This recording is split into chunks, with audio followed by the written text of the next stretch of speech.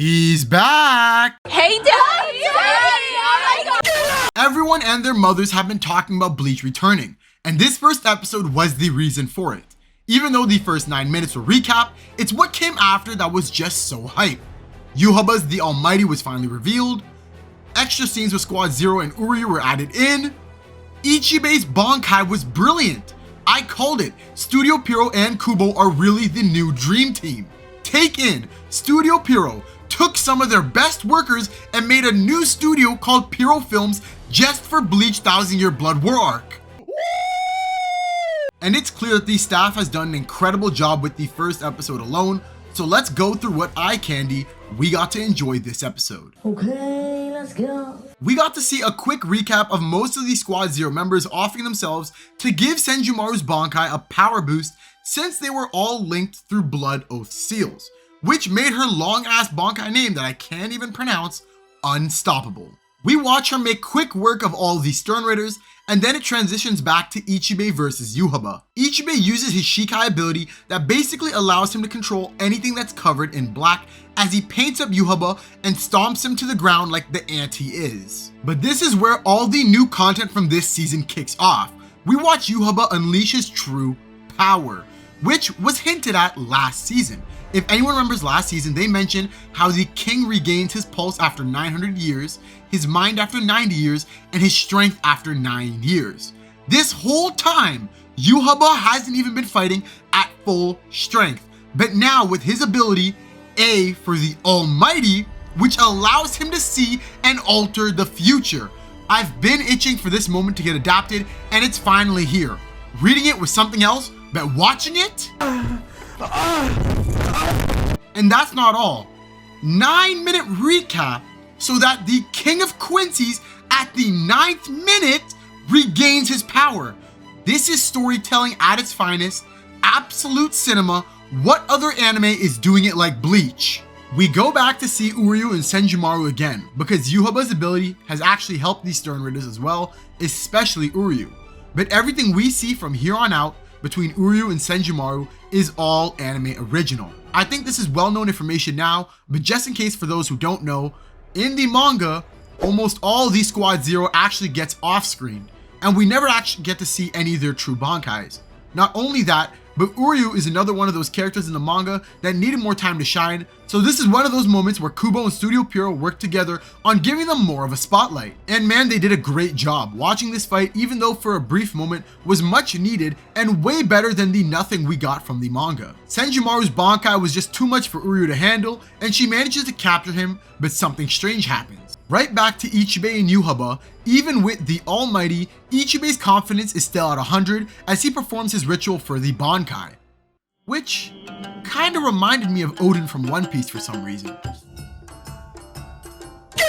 But as Ichibe declares his Bankai and stands on the 100 of thousands of skulls below him, the unthinkable happens.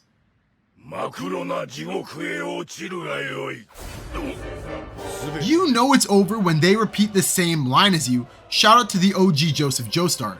Ichibe quickly rushes over to attack Yuhaba, but it's too late as we watch our guy get negative diffed and popped like a balloon. And if you thought that was one-sided, wait until you see this. We go back one more time to Uryu and Senjumaru, and Uryu begins glowing as we see his new power start to awaken.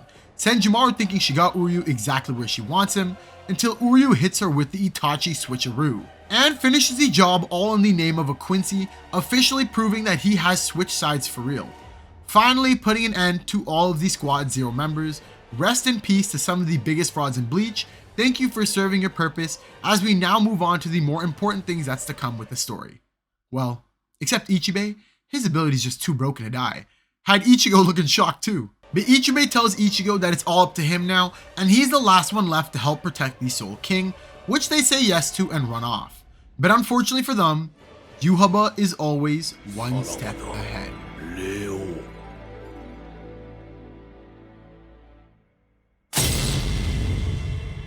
Speaking of steps ahead, look who's back! Man, I missed my goat for real. But for the non-manga readers looking at this, all I'll say is you're not ready for what's going down here. And that wraps up the episode. Action-packed as usual considering it is a war, But seriously, huge thanks to Studio Pierrot for giving another chance to Bleach. Without them reviving the series, we would have never got a chance to see Thousand Year Blood War arc animated. Even the opening and endings have been bangers and visually beautiful too. I will say though, a couple teasers in the opening, but if you haven't read the manga, it's kind of tough to put 2 and 2 together. There are a lot more important fights to come this cour, but have no fear, they have the same brilliant staff members from the previous cours working on it again, so they'll be able to bring fights to life like they've done previously. For example, Masaki Hiramatsu, who have been working on the series composition for Bleach, and one of the members who helped bring Unohana vs Kenpachi to life. Masashi Kudo, who has done all the previous character designs throughout Bleach all the way from episode 1 to the current point we're at. Chief Director Taguchi Tomohisa, who's worked on Assassination Classroom, Windbreaker, Black Clover Opening 4, and many others. Yoshio Tanioka, the art director who has worked on series like Moriarty the Patriot, Girls Band Cry, Akudama Drive, and a couple other projects. But these are just some of the few staff who have been working diligently on Bleach Thousand Year Blood War arc, and we are so grateful for them all. Like the Donadon episode, Bleach's first episode was getting a lot of love with an IMDb rating of a 9.3 out of 10 and a MAL overall rating of a 9.09, making it the second highest rated anime on MAL, unfortunately behind Frieren.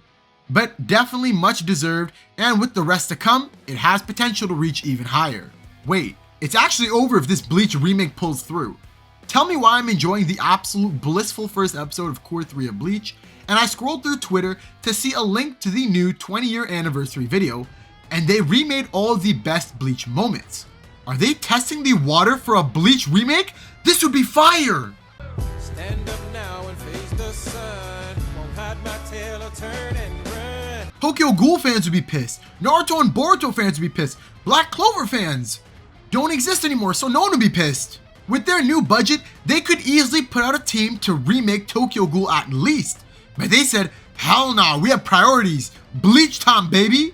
Unfortunately, after doing some digging, I discovered that it's purely for a celebration and no other ulterior motives, but you have to think about it.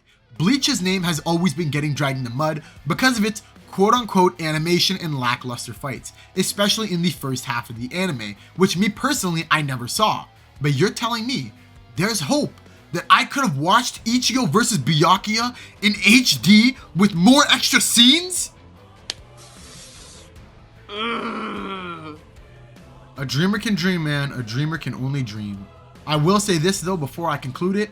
Bleach finally getting the respect it deserves was long overdue. It's great to see everyone finally enjoying this piece of media and not treating it like some bystander. And once this cour is finally finished, it will silence the last remaining haters. Anyways, if you guys made it to the end of the video, be sure to like and subscribe to keep up with future content, and comment down below how you feel about the future of Bleach. I do have other videos planned for this week. I won't say on what, but it will be entertaining, that's for sure. Thank you guys for watching, and as always, I'll see you guys in the next one. Take care.